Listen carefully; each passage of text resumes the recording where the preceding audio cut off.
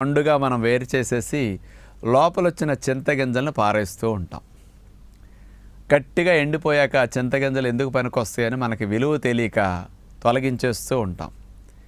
ఆ చింతగింజల్ని ఎండపెట్టి పొడి చేసి ఉంచుకుంటే చింతగింజల పొడి వల్ల సప్త లాభాలు ఉన్నాయి. అలాంటి చింతగింజల పొడి కొనుక్కుంటే 100 గ్రాములు తీసుకుంటే 80 నుంచి 100 రూపాయల్లో లభిస్తూ ఉంది.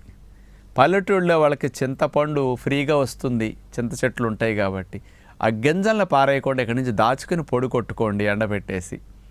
మరి ఈ పొడిని ఉపయోగించటం వల్ల ఎన్ని లాభాలు వస్తాయి ముందు చెప్తాను, ఎలా ఉపయోగించాలి తర్వాత చెప్తాను.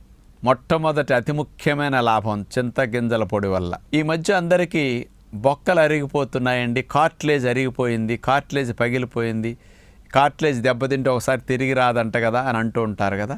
ఆ